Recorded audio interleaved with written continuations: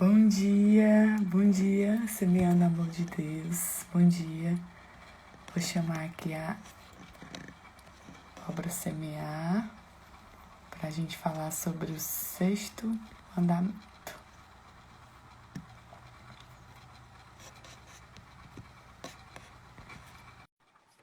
Bom dia, Eugênia. Bom dia, Vanessa. Bom dia, Claíse. Bom dia, amiga. Tá me vendo já? Tô vendo, só tá Pronto. um pouquinho, mas agora eu tô vendo. Tudo bem? Tudo, amor. Bom dia. Bom dia. Nós vamos continuar aqui no sexto mandamento, né? Fazendo essa reflexão, segundo o catecismo da igreja, segundo a palavra do Senhor. Tá bom? Vamos iniciar? Vamos sim. As pessoas estão entrando. Vamos começar devagarinho. Bom dia, Eliana. Bom dia, amiga. Vamos nós? Vamos sim. Pronto, hoje nós vamos falar sobre o sexto mandamento, que é não pecar contra a castidade. É um assunto muito forte, um pouco polêmico, mas vamos nós, né? Verdade. Vamos começar lendo Êxodo 20:14, por favor. Bom Pronto. dia, Clésia. Êxodo 20, ele vem falando dos 10 mandamentos, né? O 14, ele fala não cometa adultério. Que aqui em Êxodo, ele fala sobre não cometer adultério pelo catecismo se chama não pecar contra a castidade, né? Que é o sexto mandamento. Estou só fixando aqui. Tá. Pronto. Só para quem for entrando já vai acompanhando que a gente está falando sobre o sexto mandamento. Nos artigos 23, 31 até o 23, 36 do catecismo, ele fala do homem e mulher, como foi a criação, né, dos dois, e fala da questão da união, que a união do homem e da mulher no casamento é uma maneira de imitar na carne a generosidade e a fecundidade do Criador. Então, assim, para a gente ter, para criar, para a gente ter um filho, para ter a fecundidade, tem que ter o homem, tem que existir o homem e a mulher, e existir ali a relação sexual, né? Por isso que a gente vai falar muito na importância de levar a sexualidade segundo a palavra de Deus, segundo Deus ensina, porque ali é um momento que nós geramos, que nós fazemos como o próprio Criador, entende? Ali é onde a gente gera uma criatura, né? Ali é onde a gente gera um filho de Deus, tá certo?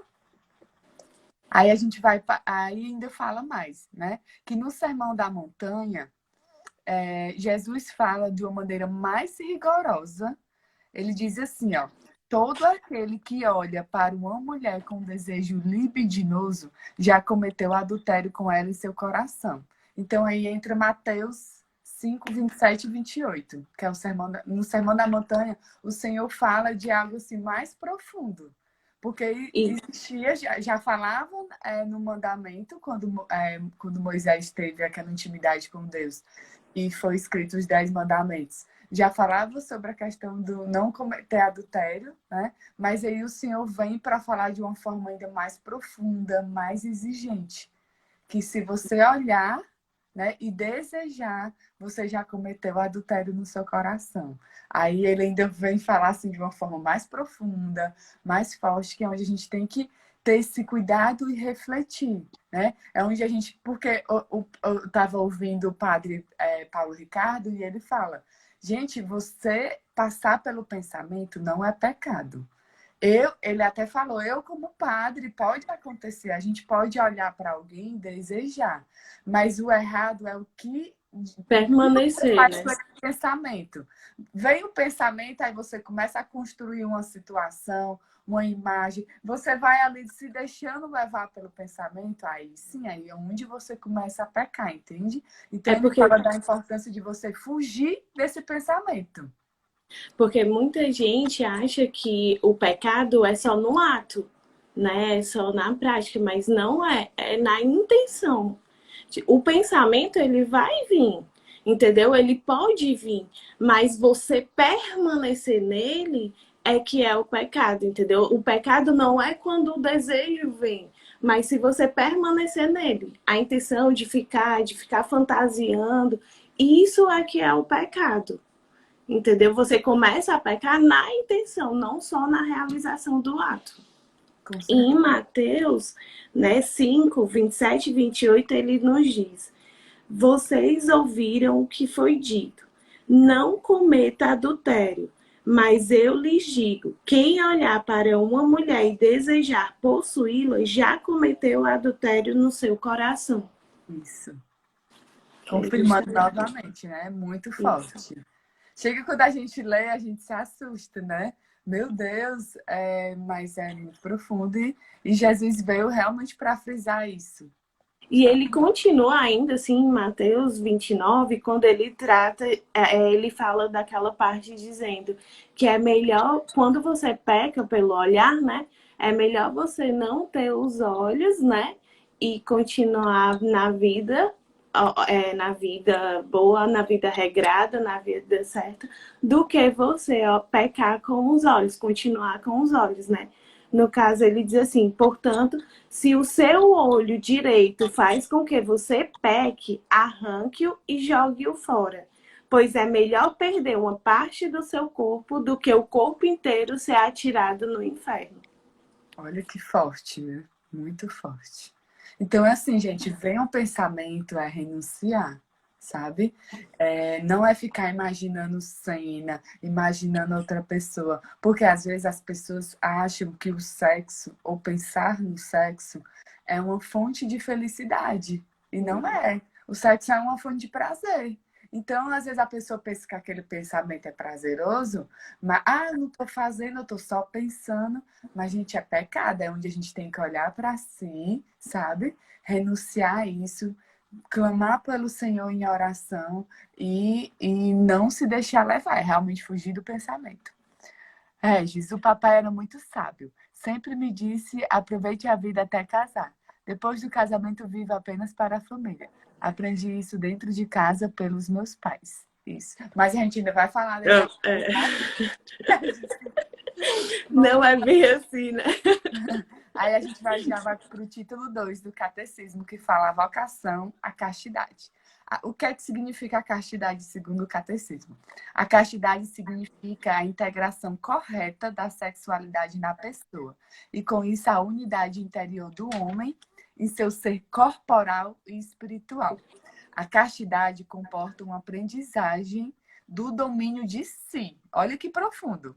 A Lena sempre fala isso, do domínio de si, que é uma pedagogia da liberdade humana. A alternativa é clara: ou o homem comanda suas paixões e obtém a paz, ou se deixa subjugar por elas e se torna infeliz. Aí é onde, gente, a gente vai ter que estar com a identidade fortalecida, entende? Porque a gente precisa ter domínio de si, a gente precisa ter domínio é, desse pecado, entende? Assim, o que é que nos faz, por exemplo, assim, eu tô numa dieta, né?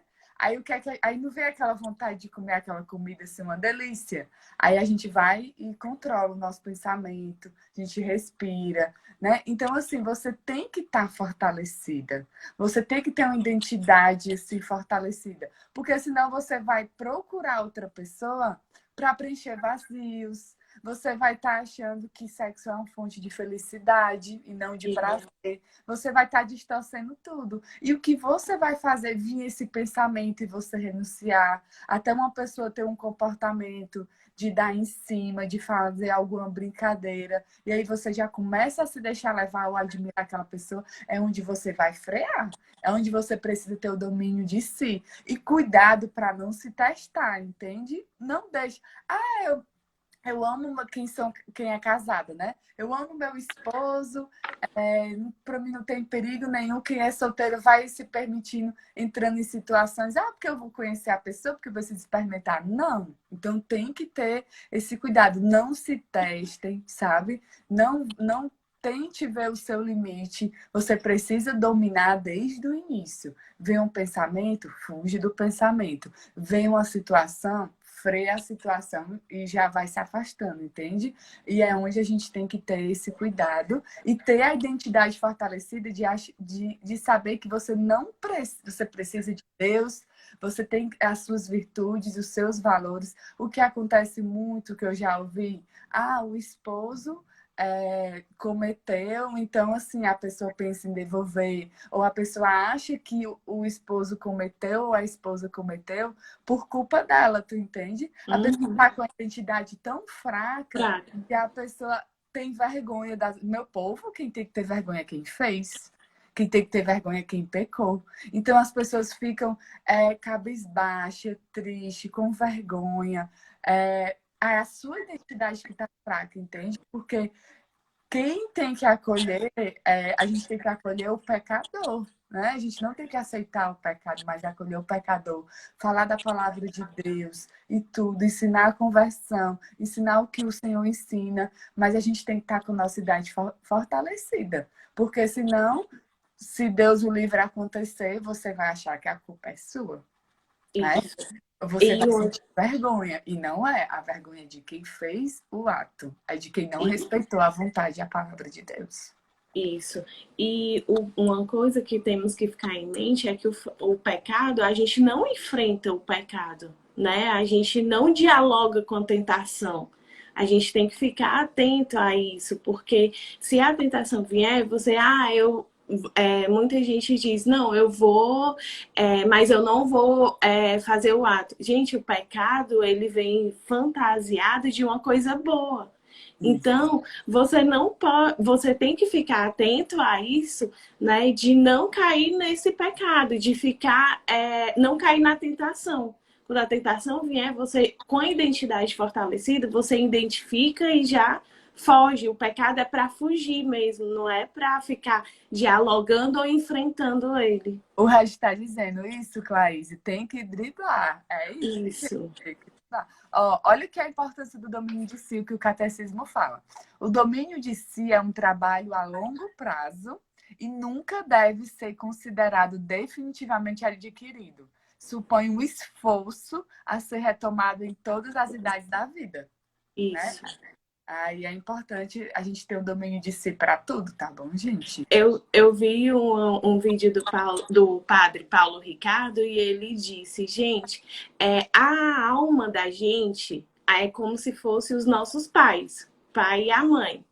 E o nosso corpo é como se fosse o nosso filho, que então a gente precisa educar. Entendeu? Então, a gente não educa nossos filhos, a gente não diz o que é certo, o que é errado, onde é que ele pode. Pronto.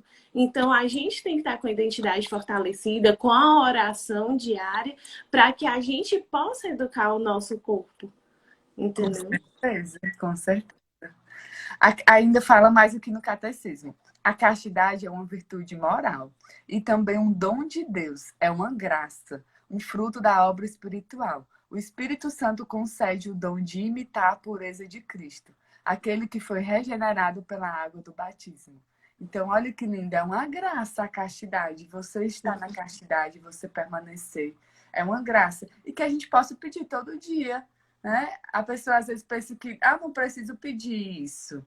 Mas, gente, a gente não sabe o dia de amanhã. Aqui fala mesmo que o domínio é algo ali que é no dia a dia, que você nunca vai ter totalmente esse domínio. Então, é onde entra a graça de Deus para a gente perseverar até chegar ao céu, tá certo? Perfeito. A castidade, ela leva aquele que a pratica a tornar-se para o próximo um testemunho de fidelidade e de ternura de Deus. É muito lindo, é uma aliança, realmente. Assim. É um mandamento muito profundo e que a gente tem que observar e ter os seus devidos cuidados, tá certo? E aí depois a gente entra na vocação. Aqui vai na vocação à castidade, que é o que a gente já vem falando, certo? E aí eles explicam que existe 3 estados de vida. Você quer falar? O solteiro, o celibato. Celibato e o matrimônio. Porque, gente, Pronto. matrimônio é castidade. Castidade. Pronto. A castidade, ela tá em todas as fases, né? Em todas as fases da vida. Tá no solteiro, que é o quê? Não ter a relação. A castidade é não ter a relação sexual na vida de solteiro. Entendeu? Isso é a virgindade mesmo. O celibato é para as autoridades, para o padre, entendeu? Para os religiosos. Eles também, têm a castidade dele, ele tem a aliança com Deus, entendeu? E o matrimônio, viver a castidade dentro do matrimônio é você ter essa relação só com o seu marido, entendeu? Só com o seu marido, não ir para fora, que aí entra no pecado, né? Que tem o pecado. Pronto, então são os 3 estados de vida, né? O Isso. solteiro, o celibato e o matrimônio. E as 3 a gente tem que viver segundo o que o Senhor nos ensinou. A palavra de Amós 09 diz: o espírito é forte, todavia nossa carne é fraca, nossa natureza vai querer sempre se satisfazer com o pecado. É isso aí. É onde está revestido de uma coisa boa, né? Como a Caísa já disse. Aí depois, gente, o sexo, gente, ele é para ser vivenciado dentro do casamento. É algo que a gente tem que saber, entendeu? É isso que o Senhor nos ensina. O sexo ele é para ser vivido dentro do matrimônio. Então, esse negócio de, eu tenho que experimentar antes de casar, segundo o que a igreja nos ensina, segundo o que a palavra de Deus fala, isso é errado, sabe? Isso é pecado. As ofensas à castidade.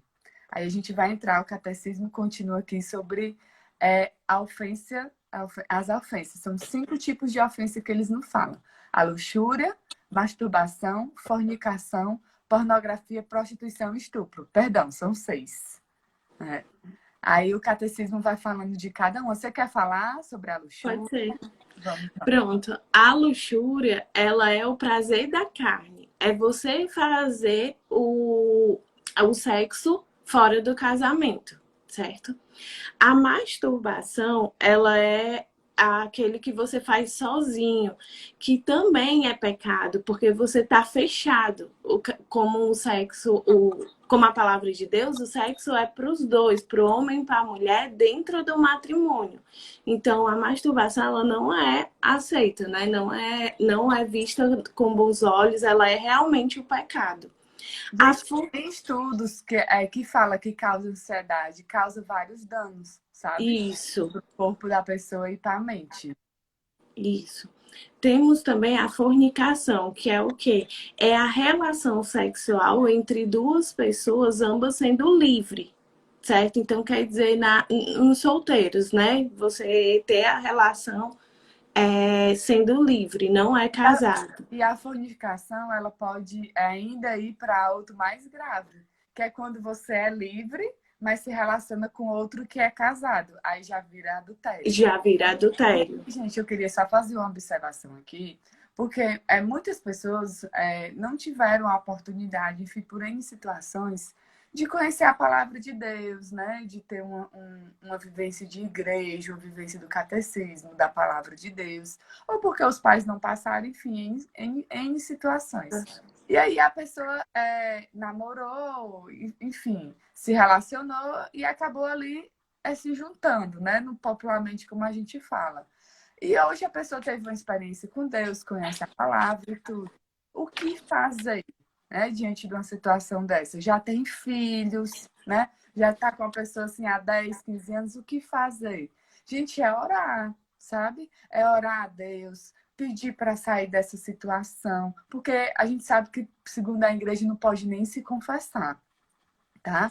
Por quê? Porque você tá vivendo em pecado. Então, assim, o matrimônio é muito importante, é muito sério, né? Então, assim, realmente é um estado de vida onde existe ali o sexo, existe a proliferação, e nós temos que estar com Deus, entende? Nós temos que estar fazendo segundo o que Ele nos ensinou. Então, assim, é onde você vai orar, você vai pedir todo dia ao Senhor essa graça, né? E aí você vai explicando, no caso, se for a esposa que já tiver esse entendimento, vai explicando para o esposo aos pouquinhos, vai pedindo ao Espírito Santo para ir conduzindo tudo, não é tarde, sabe?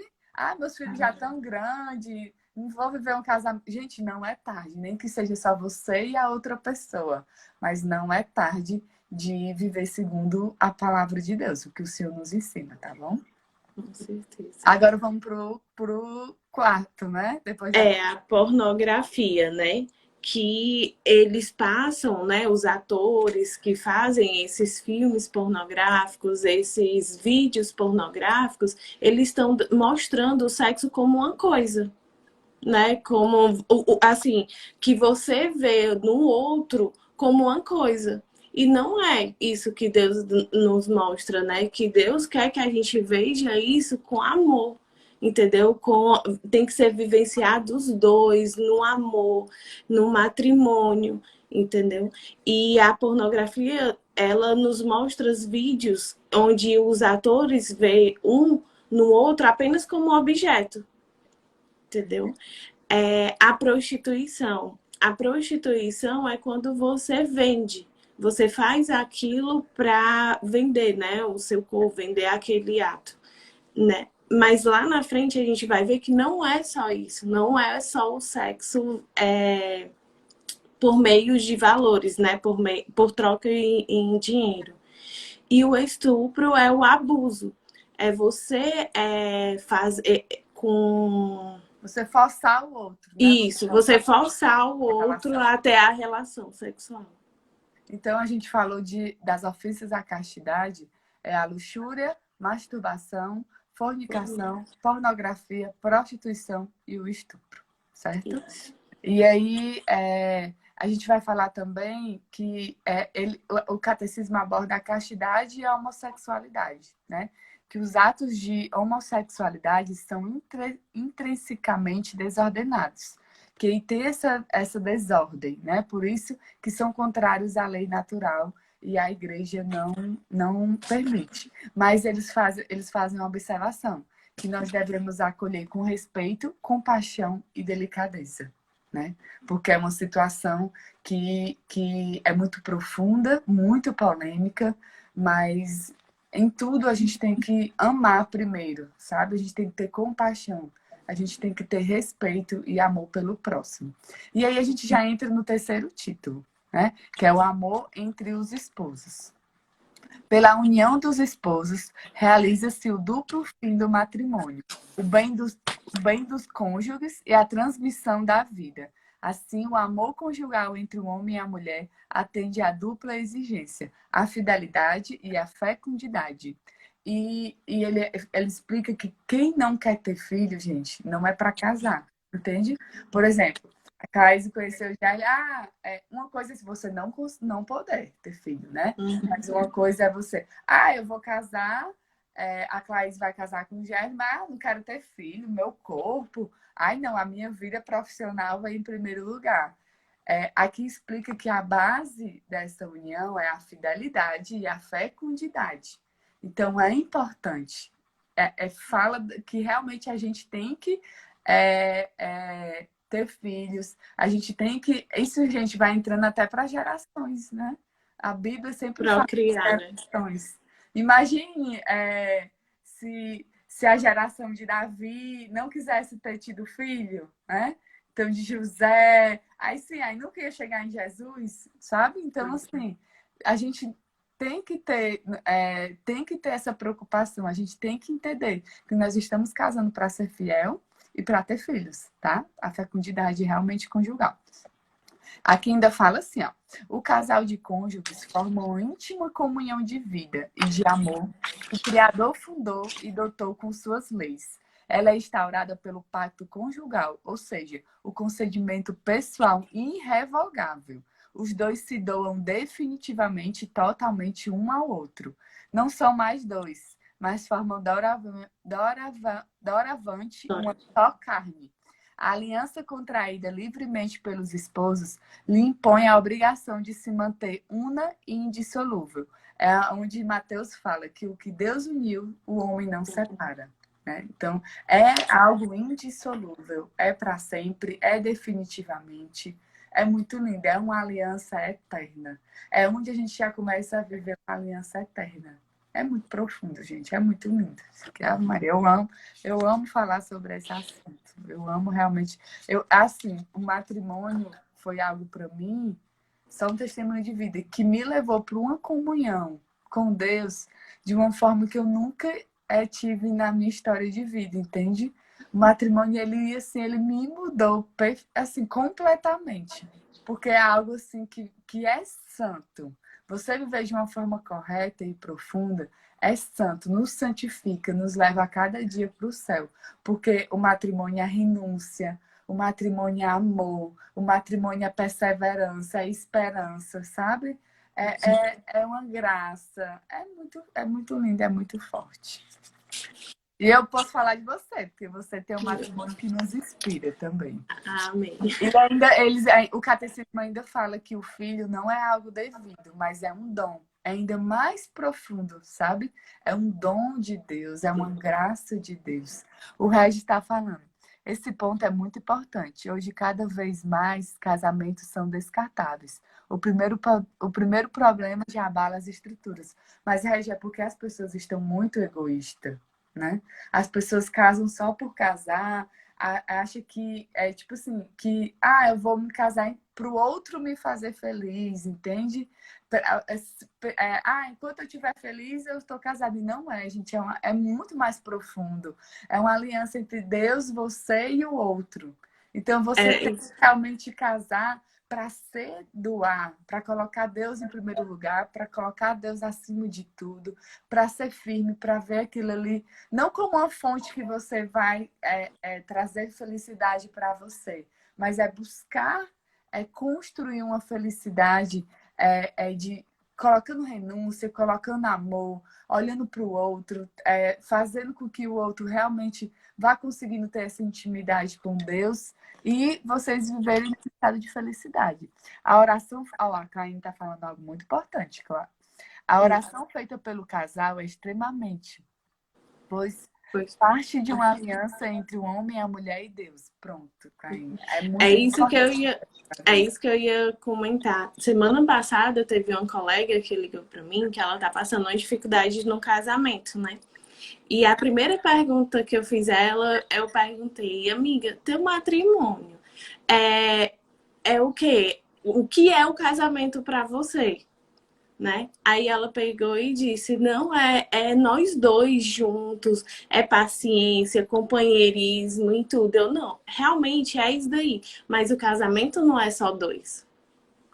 O casamento é uma aliança de três. É você, seu marido e Deus. Será que você está trazendo Deus para o seu relacionamento? Será que não é isso que está faltando? Entendeu? Comece a orar, comece a rezar pelo seu marido e tudo, em vez de só bater de frente. Porque você pode mudar ele na oração. Com certeza.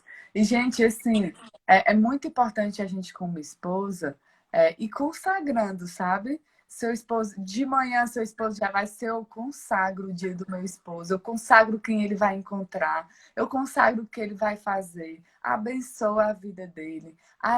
Em algum momento, enfim, de intimidade de vocês, chama a pessoa para orar, vai, dá as mãos, faz uma oração junto, porque o alicerce do casamento é isso, é Deus.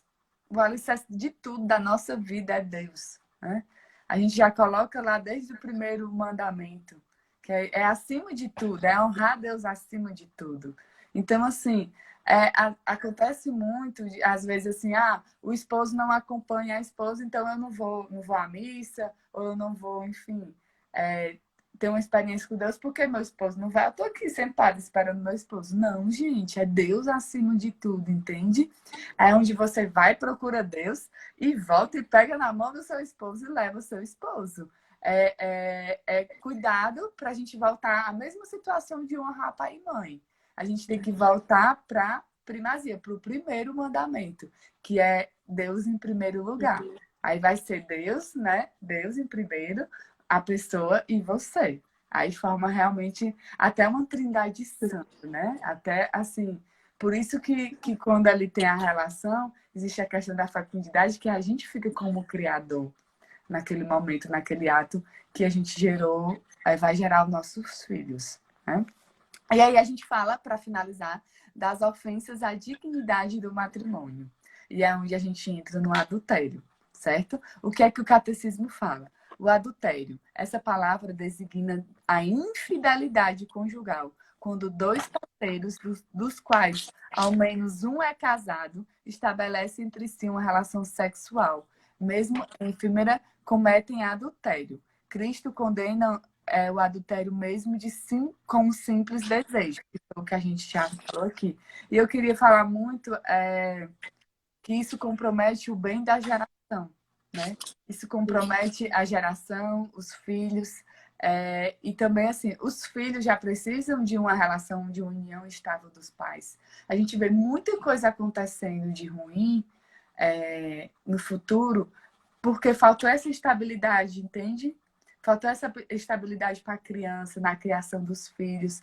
Então, quando você tem uma família, e aí eu venho, quando vem aquela vontade de pecar, a gente renuncia o pensamento, pense em Deus, pense nos seus filhos, pense na estabilidade do matrimônio da casa. A palavra de Deus nos narra a história de rei Davi. Um homem que era... Por que eu digo que ninguém está imune a isso? Porque rei Davi, o Senhor falava que ele tinha um coração segundo a vontade dele, entende? O coração de Davi era lindo, gente. Lindo, lindo, lindo. E ele cometeu o pecado do adultério. Quando ele cometeu, vários outros pecados veio por causa disso, né? Que ele botou o marido de Betseba para a linha de frente para que ele morresse. Aí ele começou a entrar em mentiras, em situações que ele realmente ele foi tirando a aliança com Deus e criando uma aliança com o próprio inimigo. E aí, gente, a geração dele existiu muita maldição, né? Os filhos dele, um dos filhos estrupou a filha, então veio muita desgraça por causa disso.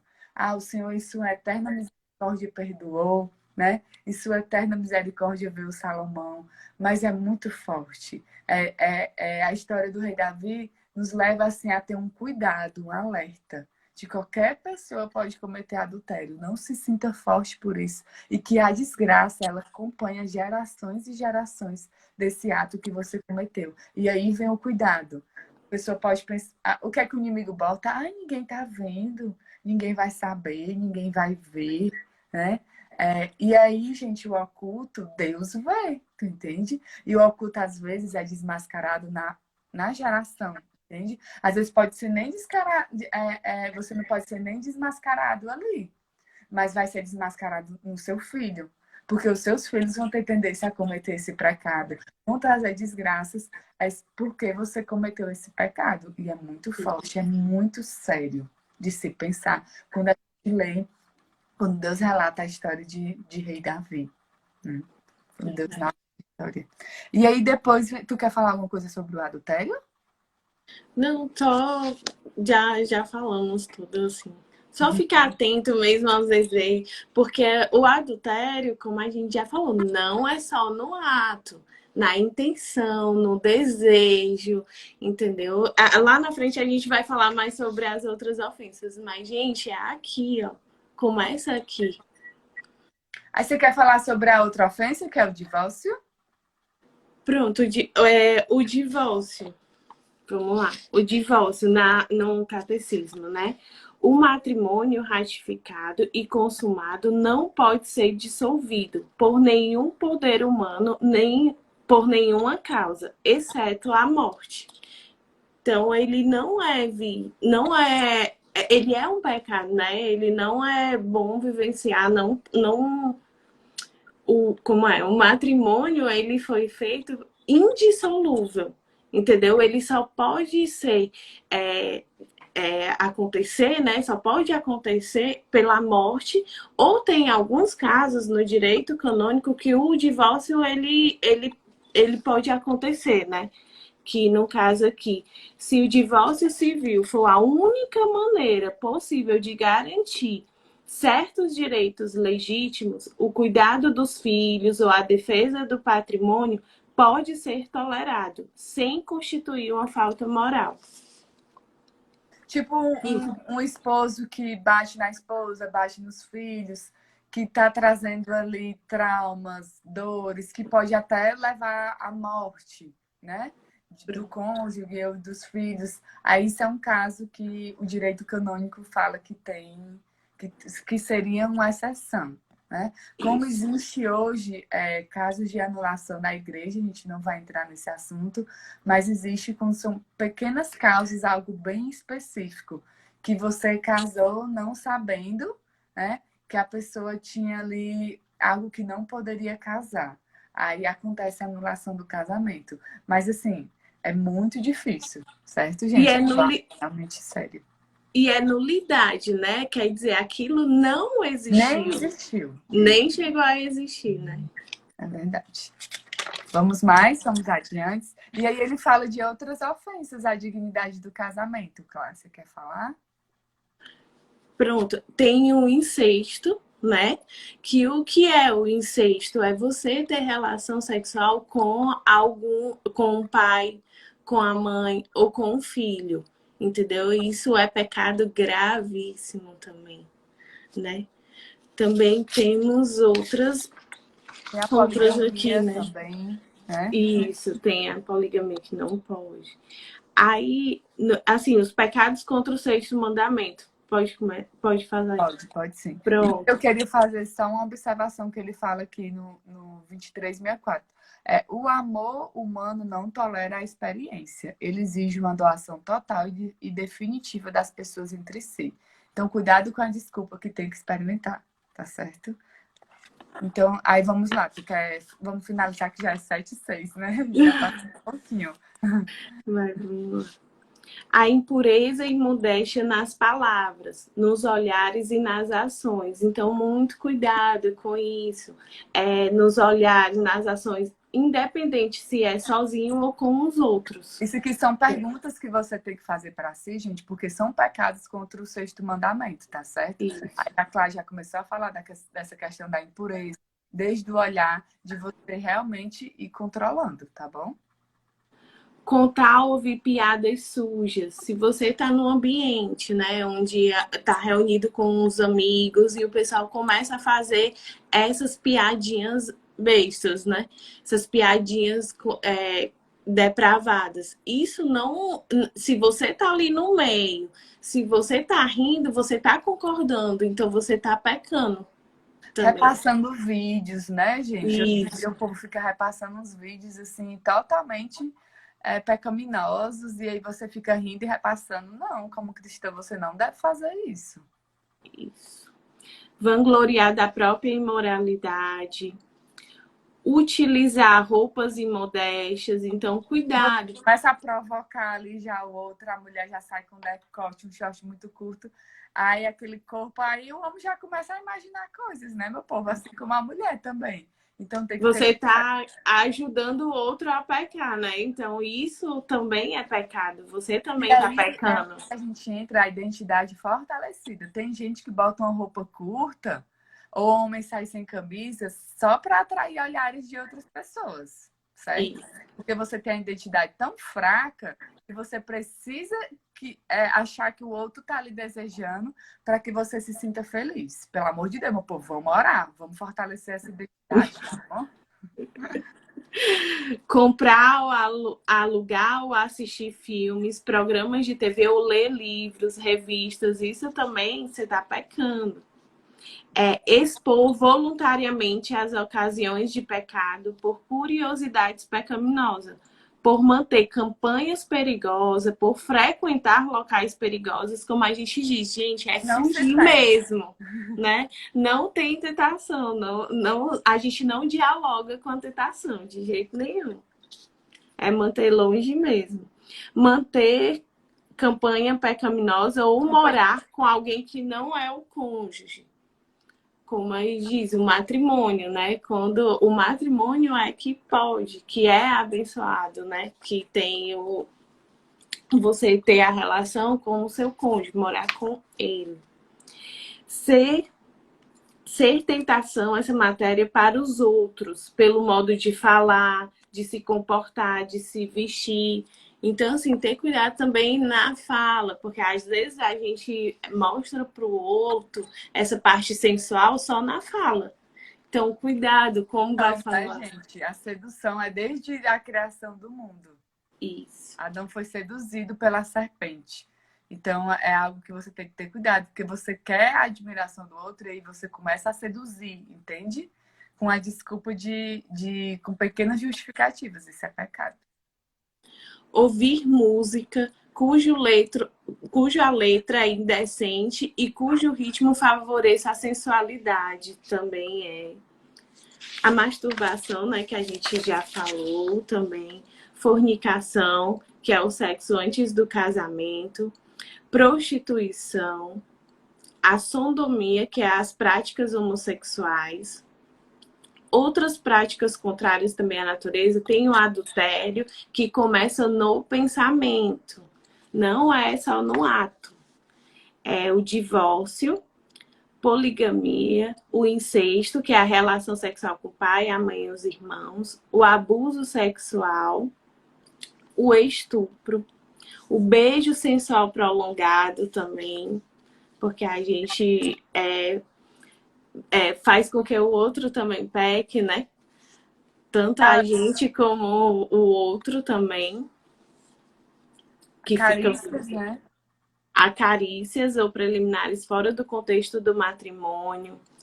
O ato conjugal consumado de modo inapto à procriação também. Negar o débito conjugal sem razão. Danças e modéstia, como já falou.